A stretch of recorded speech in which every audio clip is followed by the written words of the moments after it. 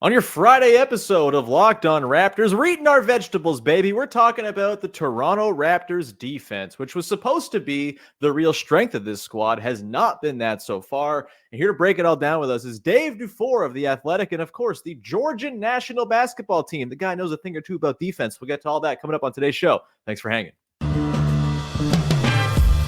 You are Locked On Raptors, your daily Toronto Raptors podcast, part of the Locked On Podcast Network, your team every day. Hey, what's going on? And welcome to another episode of Locked On Raptors, part of the Locked On Podcast Network, your team every day. It is Friday, December the 22nd, and I'm your host, Sean Woodley. I'm covering the Toronto Raptors now for 10 seasons on various platforms. You can find all my work over on the website that don't work so good, at Woodley Sean. You can find the show on Instagram at Locked On Raptors. And of course, you can come hang out in our Locked On Raptors Discord server. The link is in the description. It's free to join. We'd love to see you join all the little sickos in there who love the pod, who love talking ball, and love doing so in a place that's not like mean and toxic like the rest of the internet. So come hang out. Free to join. Would love to see you in there. As always, you can find the show for free wherever you get your podcasts on the audio side of things. And we are on YouTube. You can subscribe, hit the little notification bell. And if you do that, you're never going to miss an episode when it goes live. And that is a perfect thing for all the everydayers out there who every listener of the show should be an everydayer at this point. If you're not, get on the train, hit that notification bell, and join us on the tube each and every day. All right. Today's show is brought to you by Prize Picks, the easiest and most exciting way to play daily fantasy sports. Go to prizepicks.com/lockedonnba and use the code all lowercase LOCKEDONNBA for a first deposit match up to $100. And we are off and running here with a show about defense, a thing the Toronto Raptors have not done exceptionally well this season. And here to help us understand what the hell is going on here and why the Raptors simply cannot get stops, it is Dave DuFour from The Athletic, from, of course, his work as an assistant coach for the Georgian National Basketball Team, and a man making his first appearance on this podcast since November 2018 when we talked about the Jimmy Butler trade and what it meant for the Raptors in the Eastern Conference. It's been some time. Dave, you looking good as ever, though. How are you, pal? Thank you. I'm great. It's funny. We haven't spoken since the Raptors won a title. That's nuts. Amazing. Crazy. We spoke last. Go ahead. We've chatted, but not like done a pod. Yeah.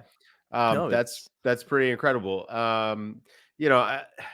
This team it's the same as last year, man. It's the same as the year before, and it's the same as it's been since Kawhi left. It's very murky. Mm-hmm. On Nerder that came out today, we pulled out the panic meter. Mm-hmm. And there is no panic because it's the exact same. I use the analogy of like the boiled frog, which is actually an incorrect usage of that's not how it works. But with Toronto, that's what it is. It's kind of like the same. I almost like as an analyst, you're almost gaslit a little bit because it's like, I don't know, man, these guys are good. Like, OG Anunoby's really good. And Pascal Siakam, I mean, he's all NBA player. And then they get together and it looks like this. It's bad, but it's always kind of been this. I called them Atlanta North. You got to do that, man.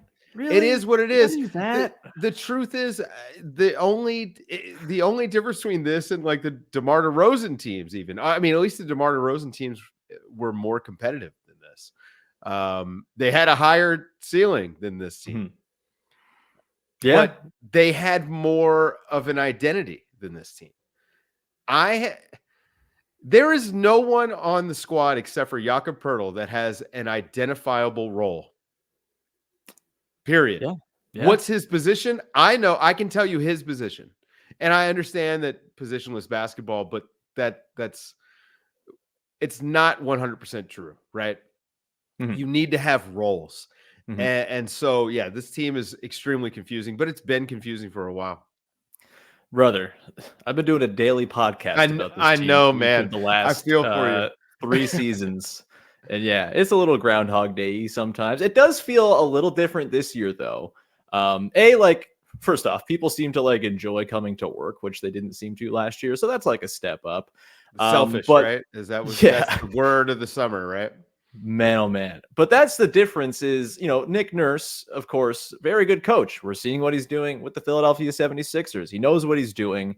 And he had this team, even though everyone hated him by the end, playing a very distinct way. You knew what the Toronto Raptors of last season and the year before were trying to do. They were trying to be hyper aggressive. They were trying to force turnovers, to win the possession battle, to account for their very bad half court offense.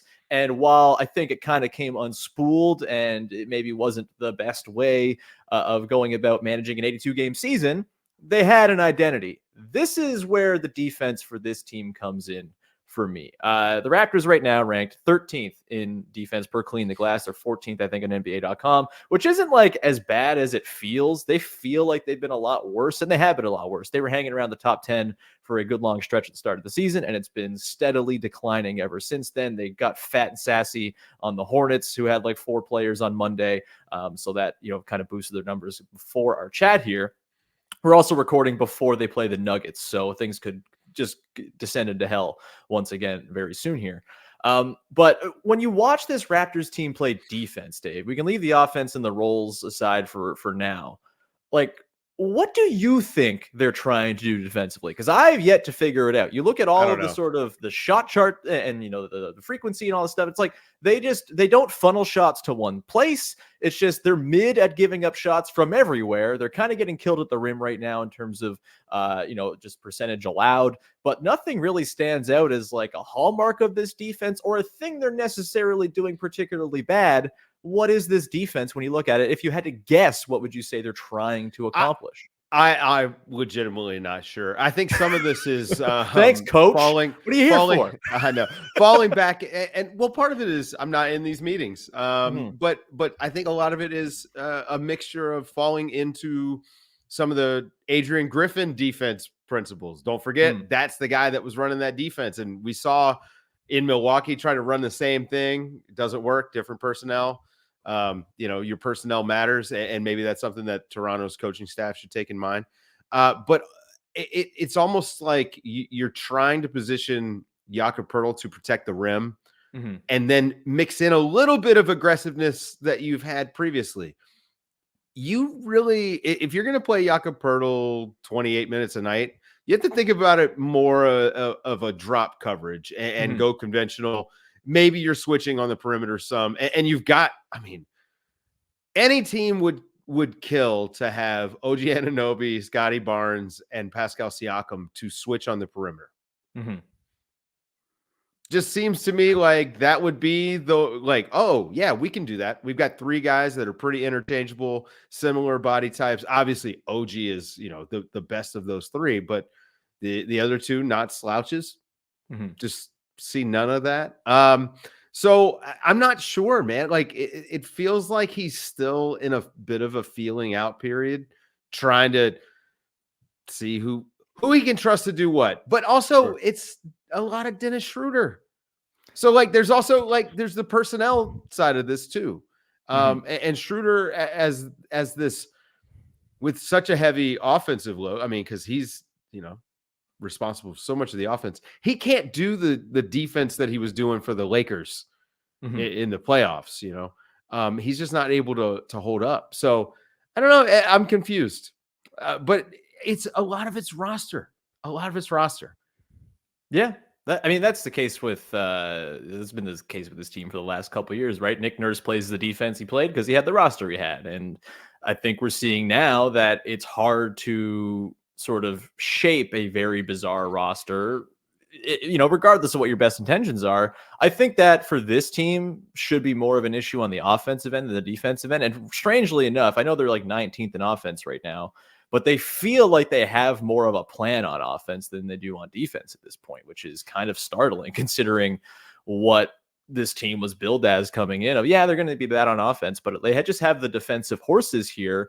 And unlike the Nick Nurse, Adrian Griffin era, where they didn't quite trust the individual one-on-one talent to just do defense in one-on-one, situations, they have kind of, I think, done that a little bit more this year. Said, hey, we got the horses, let's go try it. But it doesn't seem to quite be translating into, night to night good results. They've had moments, they've had stretches, as they're wont to do. They have lots of very talented defensive players. That's what happens, but it doesn't feel like the overall talent top to bottom on the roster has translated to what they want to do. And I still think Darko's figuring out, like you said, like, how do we best deploy these guys? I want to get into this a little bit more, and sort of the idea of, are they underperforming their talent, or is the defensive talent maybe not what we thought it was? We'll get to that in just a second here, Dave. But first, got to tell people about our good friends over at BetterHelp. Today's show is sponsored by BetterHelp. And look, it's a tough time of year. You got the seasonal blues. It's, very busy. It's dark out all the time. And maybe you got just some stuff you got to sort out. The holidays are a great time to take care of yourself and figure out how you can be good to yourself. What kind of gifts can you give to yourself to be a better you going into the new year? And therapy can do just that for you. If you've benefited from therapy, and I have not personally really partaken myself, but I know lots of people who have very much benefited from just having somebody to talk to. There's no agenda. They're just there to listen to you and what you have to say and offer you insights as to, what actually are your motivations? What is the right decision for you to make at a certain time? It's not just for if you've gone through major trauma. It is there to help you sort through all the gook that's in your head, because we all got the gook to sort out, especially this time of year.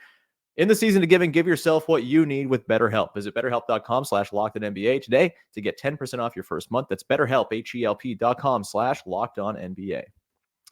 Okay, we continue on here. Dave DuFour from The Athletic is here to try to make sense of the Toronto Raptors defense. Not doing a great job of that. Neither of us are so far, because it doesn't make a lot of sense. You mentioned Dennis Schroeder, Dave. I want to go there because, you mentioned the idea of, Jakob Poeltl should be more in a drop-heavy scheme, and I totally agree with that. At the rim, Jakob Poeltl does a pretty darn good job, and I think Poeltl has kind of become a bit of the whipping boy. Obviously, the trade, everyone's mad about all that stuff. I don't think the issues of the Raptors' defense can solely be placed on the shoulders of Jakob Poeltl, and in fact, I kind of think all of the issues they've had begin with the point of attack defense. And you mentioned Dennis Schroeder not being able to kind of have the same energy for his defensive assignments that he had on the Lakers last season. There's a way they could do that by having Dennis Schroeder run less possessions, but that's a story for another day when we talk about the offense some other time. But I've been kind of honing in the last little while here on Dennis Schroeder, and I have just been blown away by how bad he is at navigating screens. It's been a nightmare. He's like 8 feet behind the play. You have the games against the Hawks last week where he is just getting totally lost at the point of attack. Trae Young's getting downhill. There's no defender on his hip. He's just there alone. And Jakob Poeltl standing there in the in-between, like, do I try to stop the lob to Clint Capella or put the hand up in front of the floater? Like, it's kind of a no-win situation for Jakob Poeltl in those spots, just because there is no help on the back end coming around in the form of Dennis Schroeder. Obviously, Gary Trent Jr. and Malachi Flynn don't exactly comprise a strong defensive shield in the rest of the guard rotation. And it's just led me to think here, Schroeder, obviously, he's got a defensive reputation. It hasn't been there so far this season. We talked about Jakob Poeltl. We know OG Anunoby is a great defender, but is this a situation where you think the talent on the roster should be better than the 13th defense in the league, Dave? I mean, theoretically, yes, but not the way it's deployed. And also, as you just mentioned, if your point of attack defender is going to die on screens or just give relatively low effort, not chase even, you're not really putting much pressure on the ball handler to make decisions, and you're leaving Jakob Poeltl in no man's land, right? He's got to guard 2 and sometimes 3 guys, depending on what's happening in the dunker in the corner. And you don't have this Jaren Jackson sort of guy as your 4 who is the weak side helper, who's going to protect the rim. That's the thing that they're really missing. It's been Scottie in spots. It's been pretty fun. But it is not consistent. Now, maybe you need to just make a real commitment to putting Scottie in that spot. You say, hey, this is who you are for us defensively, not, we don't want you out on the perimeter so much. We want you roaming the baseline a little bit more on the weak side. And he can still jump passing lanes, because I know like that's a big thing for him, is he likes to play passing lanes. So he can still jump those passing lanes from back then. I would actually be sending him clips of LeBron, especially the bubble run. The way that LeBron and Anthony Davis were providing rim protection in the bubble run to the title that is the blueprint here for the Toronto Raptors. They could do that with Scottie Barnes in that LeBron role. He's not going to be as good. He doesn't have the instincts for it. He doesn't. I mean, LeBron is LeBron, but he could certainly provide a little bit more and maybe bump them up quite a bit. But it at least gives you someone there to provide resistance, force a kick out, so that they're not finishing so well around the basket. I mean, it's tough in the NBA with the 3-second rule. You can't just camp out inside. And this is one way to counteract that. So at least that, teams aren't able to get wide open layups and dunks. So that's a way to do it. And still you're dealing with the problems of the point of attack defense. I mean, Rudy Gobert could write a book about this, what Jakob is dealing with. But also Jakob maybe isn't as good as he was 2 years ago. Sure. And he's been a very good defensive center, drop defensive center. But this is not, I mean, there's too much space for him. He's not Brook Lopez. He's not as big as Brook Lopez. So center field doesn't work as well for him. He often, I feel he has to come up too high in this defense, and then he's cooked. So this would allow him, if he does come up high, you've got some cover on the backside, and hopefully that makes up for whatever the hell it is Dennis Schroeder's doing up top. But I'm way more worried. Look, man, I know you wanted to talk defense. I'm a lot more worried about the way they play offense. Sure. You mentioned personnel before, or maybe I did before. We've both said personnel. Sure. Personnel is the problem. Yeah. It's an ill-fitting roster both ways. And this is a team that's kind of overdue for some trades. And I don't want to be the trade guy because I actually can't stand that. Like, I'm not into trades at all. But once again, the daily podcast grind makes you have to become a trade machine freak by nature. And I don't like it, man. I get it. But this is, I mean, my question, let me ask you a question. I'm going to flip it. Yeah, what's up? So we watched last year. They rode out Fred VanVleet. He's out the door. Turned it into nothing. Are they willing to do that again? I don't think so. I think I'd be pretty shocked. My sort of read on this is they're using the next little while to decide who they want to pay between OG and Pascal. I think right now I would put Pascal in the driver's seat for that because like him and Scottie have played pretty beautifully off one another. I would say over the last month or so, they're really kind of figuring out that partnership, and it does come down to the personnel around them, which just isn't very good, complicated by the fact that Darko is kind of refusing to play the lineups that make the most sense around those guys and leaning on this starting five, which is clearly kind of broken on both ends of the floor. But yeah, I think if we get past the deadline and either, Pascal hasn't been extended or hasn't been traded, like I think they're comfortable going into the summer if just OG is there to figure out and they know, hey, we don't really have a walkaway number like we have with Fred. We traded Pascal by the deadline. We kind of know there's an understanding here. OG is going to be sort of the number 2 next to Scottie with whatever we do this summer. I think that's fine. I would be pretty floored if both of those guys are unresolved in any way, shape, or form going through the deadline. Maybe that happens. Scottie the guy? Is that the franchise?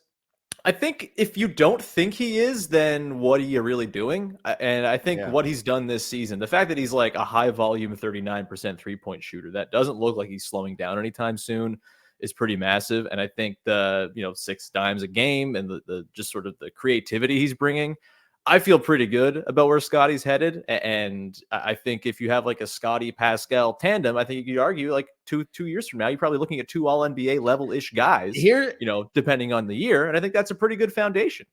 Yeah. The thing is that Pascal, he'll be 30 next season, right? I'm not so worried. He turned 30 this year. Yeah, I think he's 30 later this year. Yeah. And not necessarily, right? But I just thinking timeline wise, Scottie. Oh, I'm the wrong person to talk about timelines. I don't care about timelines. No, of course. But Scottie, the idea is Scottie Barnes maybe hits his prime in like 4 more years, let's say 3 more years. Then you're dealing with the tail end of a Pascal Siakam contract, which, on this next deal, he's probably getting paid more for the first 2 years of production versus the last 2 years of production. So I think to me, if you're choosing between the two and you're Toronto, OG probably makes the most sense. I just don't know if they should choose between the two, move on from both, or just keep them both and try to keep building around them because, they're in such a tricky spot. And part of that is because of past failures. So, Yeah. when you ask what's wrong with the defense, I think it's the same thing that's wrong with the offense. And it's that this basketball team doesn't make a lot of sense. Mm-hmm. I would also add on the defense thing too. The personnel, I was pretty bullish on the defense coming into the year. I think I picked them to finish like top 5 because I just thought on paper, man, because really you look good at those talent, guys, right? right? And you just and say, we haven't even talked about Precious Achua, who Right. like that dude, like the whole thing is, can his offense be just kind of okay to keep his defense on the floor? Because that dude unlocks all kinds of things, lots of switching, he's pretty good as like a backline rim protector. He's not really like a deterrent, but he'll contest pretty damn well back there. I think the talent is there. I continue to just come back to the schemes and wondering, is there a better way to deploy these guys? And really, the biggest change I think that we saw, like last year, Fred VanVleet wasn't exactly an ace at the point of attack, right? That was where he'd slowed down. He was a great dig down guy, a great team defender, but point of attack, he was getting cooked basically every night, regardless of who the opponent was across from him. But this year, it's very similar in the degree to which Dennis Schroeder is getting cooked.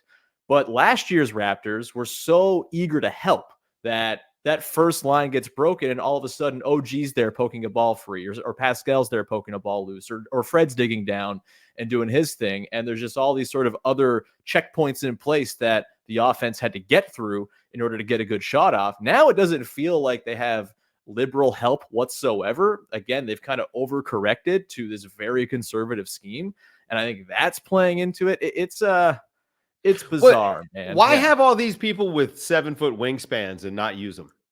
That's right. Like, doesn't make man. It doesn't make any sense to me. Yeah. Like this team could play the amoeba defense. I mean, they could do anything. Matchup zone, and they would actually be pretty good in matchup zone, especially because of Jakob. They could do anything. But you talking about Fred VanVleet getting cooked, but also talking about the dig downs. He chased. He got cooked, but he didn't quit. And that's the difference, right? Like point of attack pressure isn't just like, oh, I'm shutting you down.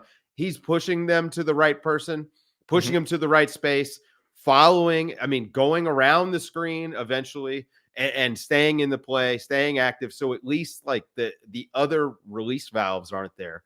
And you don't get that sort of second and third effort from Dennis Schroeder. And it does seem like the call is to be more conservative, to be more in your own lane defensively. And that's why you're not getting the higher end playmaking, despite having high end defensive playmakers. So, I think that there are fixes, but it requires them to really just go back to what they've been doing. Say, hey, look, we need to play more like this. Let's be a little bit more wild. Or you say, hey, Scottie, you're going to play more on the back line, play that baseline, and hopefully help Jakob do his job better. There's got to be a happy medium between Nick Nurse's all out, we are never letting a star get over half court defense, and the Raptors kind of, everyone can do their own thing type of defense right now, I would think. Yeah. We'll come back, Dave. I want to talk to you about Darko Rajakovic. You're a coach. It's hard to judge coaches in year one. There are things that have annoyed me about the Darko experience so far. There are things that I've quite liked. I kind of want to get into that. Well, if there's any other defense stuff that pops up, we'll get to it. But I'm kind of just going all over the place on the Raptors with you because you know what the hell you're talking about. We'll get to that in just 1 second. Before we do that, however, got to tell you about our friends over at Prize Picks, the single best way to play daily fantasy sports. You got to go check them out. It's super easy. All you got to do is you're picking 2 to 6 players on a given night, whether they will get more or less than their Prize Picks projection in a given stat. It's that simple. You're not up against some shadow expert or 1,000 rosters put together by people you don't even know. It's just you against the projections the way it should be. If you get all 6 players right on a 6-player entry, you're going to have 25 times your money. That is pretty sweet. And with the basketball season here, you can now pick combo projections across football and basketball from the Specials League, a league created specifically for combo projections that includes 2 or more players from different sports or leagues. For example, LeBron James plus Travis Kelce at a 10.5 combo of 3-pointers made and receptions. You can go and make an entry all built around that. Go to prizepicks.com/LockedOnNBA. Use the code LockedOnNBA for a first deposit match up to $100. That's prizepicks.com/LockedOnNBA, code LockedOnNBA for a first deposit match to $100 with Prize Picks, daily fantasy sports made easy. Okay, rounding out the show here with Dave DuFour of The Athletic.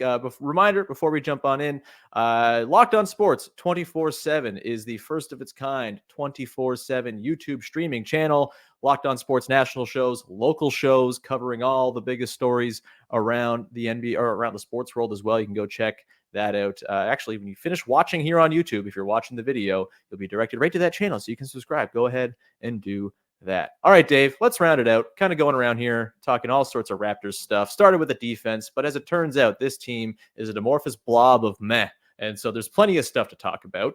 Darko Rajakovic was super highly touted coming in as just like a guy that people like. And I think that was the right kind of correction for this team to make after seemingly nobody liked Nick Nurse by the end of last year. Some guys wear out their welcome. It is what it is. You miss a lot of the tactical stuff from Nurse, no doubt. I don't think people are missing like the media call outs every 2 days and stuff like that. Not on the offensive end, by the way.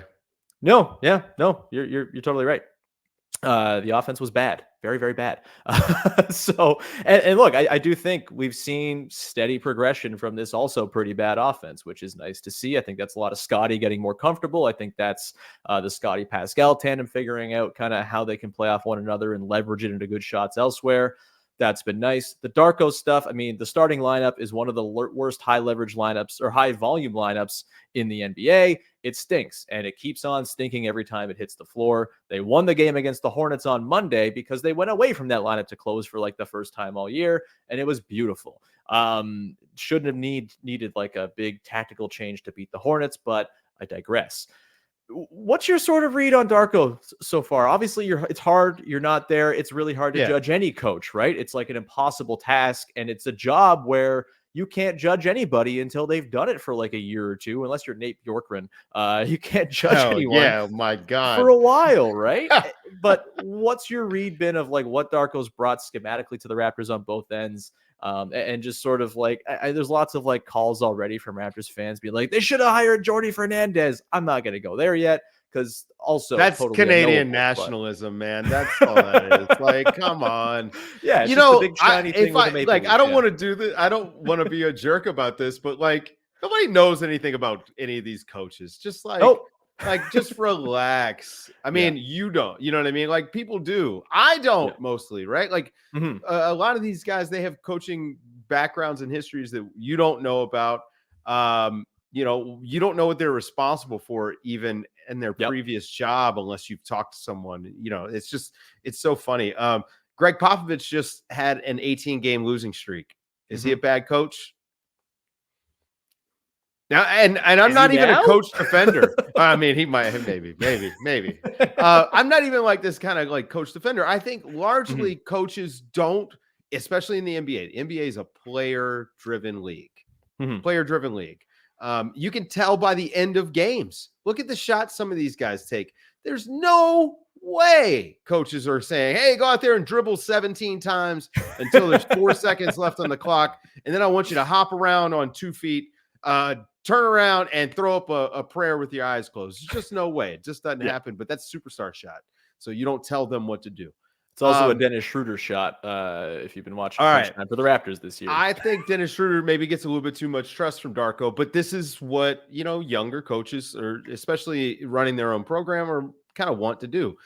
I think Dennis knows what he wants. He knows what Darko wants, and it's more of a, can you please help me set the example? Now, I think that's not working out all that great, and they'll have to move away from it. But I would say this. So far, the offense, I understand the vision. Yeah, that's all that mattered. Here's the sandbox. A good basketball coach says, here's the offense that I think we can run with what we have. Here's our sandbox. Let's go play. And now you're seeing these guys, they're learning the rules of the system, where the reads are going to be, you know, and they're learning how to play basketball with each other. completely different system than they were running last year. It's a lot of Pascal post-ups for me still, but hey, it's a good play. They get lots out of it. It is a good play. But it's still a lot of it. I would rather see them get more early motion, but at least they get into those post-ups early. So, I think that's a work in progress, and it should be expected. This was, this is kind of, it's not a new team, but Dennis is new. So, when you have a new point guard, things are different. New offense, completely new vibes, from trying to recover from the last couple of years. The defense is what it is. I think that they will improve, but I would say a quarter of the way, a little over a quarter of the way into his first season as a head coach, if anybody has any strong opinions about him, they just don't. They really just shouldn't. Let's put it that way. I don't want to insult anybody, but if your opinions are strong about a coach this early, who is again, they're like 11-15. This is not a team that is 2-24. Monty Williams, if you've got opinions about Monty Williams, I'll listen. My opinion on Monty Williams is I will love him if it means that Jaden Ivey becomes poachable in a trade so the Raptors can try to acquire a guard. Goodness, to come and Jaden play Ivey would be great there. I wanted to ask you this. I think Darko, hold on, but I want to finish because I do think there is going to be, there's going to be a lot of growing pains with the new coach no matter what. Speaking of, the Milwaukee Bucks are going through this with Adrian Griffin. This is good teams aren't immune to this. A new coach, you're going to have growing pains, especially if you're changing things up. New schemes take a while to get comfort, right? Like you go out there as a player and you play for multiple seasons under one head coach. Okay, we're kind of doing the same stuff all the time. We might add wrinkles here and there as the season goes on, but for the most part, your assignment, your role. We switch it a little bit, but not too much. And then you get a new head coach and everything is going to be different. Their defense has been completely different. Their offense is, it's amazing how much different it is. Night and day. And so I think as we see these guys get more and more comfortable, they should be better at it.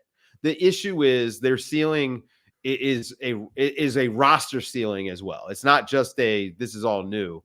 They have a roster issue too. So I think judging Darko based on success or failure is wrong. You got to look at that process, right? They are processing, I think, well. I hate to be the guy who does this live on a podcast because I should have had this pulled up, but it didn't occur to me that we would actually go here. Let me just see what the last 2 weeks have looked like for the Raptors from like just an offensive defensive rating, net rating. So the last 2 weeks has actually been worse for them. They've fallen on hard times, right? No doubt. They had the losing streak. Yeah. But offensively, it's gotten better. Yeah. And so I think that, the offensive improvement, the comfort in doing that stuff is better. The defense has to change, like style of play. You're not gonna comfort your way out of that. They've got personnel issues with the way that they're trying to play. Yeah, I couldn't agree more. And look, this is the whole thing. I feel like they came into this season. A lot of talk was about. I think I was the only person at Media Day to ask a question about defense. It was just like offense. This is the thing we're doing, and maybe that's been the priority. Maybe that's been. Well, it's because people undervalue defensive scheme. People undervalue defensive scheme, and they just think, well, these guys, last year, this is what were they last year in defense? They were sixth after the trade for Yak. Yeah. Well, last year they were this. They'll just walk right into that. They did it with the Bucks, even though people were like, "Well, they won't miss Drew Holiday all that bad." Their defense will drop off some. Sure, forgetting that Damian Lillard is maybe, if he's not the worst, he's the second. He's Schroeder worst. Adjacent. No. Schroeder is a lockdown defender compared to Damian Lillard. So, I just think that scheme is one of these things. And I'm glad, we started with scheme, right? But scheme is one of the things that's just undervalued. Look at how much grief Rudy Gobert took in Utah for failures that were not his. He got played off the court because the offense couldn't keep up with opposing teams because point of attack defense was non-existent for him. That was it. So I just think the scheme is underrated. They're going to have to change it. But who knows if they do it this year? We'll see. I think that whatever moves they're going to make that they need to make, after that all shakes out, I'll start to take a harder look at what they're doing and say, okay, they're not learning from their mistakes if they haven't made changes. I think that's pretty well put, and I think that's a pretty good spot to leave this off. Dave, really appreciate it, man. Love talking ball with you. It's we won't make it 1,100 episodes between appearances. That's insane. How about that? That's insane. Really I hate that tidbit, but also it's really funny. All right, we'll wrap it there. Dave, anything you want to promote for the good people out there? You know what? Hey, I know like we're technically competitors, but we do fun stuff at the Athletic NBA show, man. We're doing things a little bit differently, I think, in the NBA media sphere, and we try to keep it fun and positive over there. So it's a good time. And also the analysis is pretty good. So go and check that out, and give us some reviews and review this podcast. By the way, you guys can do that for me. Give this guy a 5-star review. And leave a review. By the way, tell him you love me in the review. That's always good for me. But the reviews really help these podcasts do better and find new audience, which is kind of the goal of the entire thing. So go give Locked On Raptors and Sean a review if you're a listener. I mean, literally, like, do it right now. Just look at you promoting the podcast better than I ever go and have. do it. Well, hey, you're like me, man. I'm about to work too. I'm a bad self-promoter. So whenever I'm a guest on a podcast, I always try to remind that audience as a visitor, hey, you know what? You guys can help this podcast you love by going to iTunes, Spotify, wherever you listen to podcasts, and leaving a 5-star review. If you don't have 5 stars to give, keep it to yourself. You're the king, man. Thanks so much for coming on. You've earned yourself an appearance before 2028. So we'll get you on sometime soon. Again, everyone go check out all of Dave's stuff over The Athletic. Go root for the Georgian National Basketball Team as well. Please. And as always, follow, subscribe, rate, review. Listen to Dave. Also, hey, give an honest review. Yeah, give an honest review, but give 5 stars. I won't listen to it, but you can tell me if you think I stink. That's fine. People do that enough on the internet already. It's cool.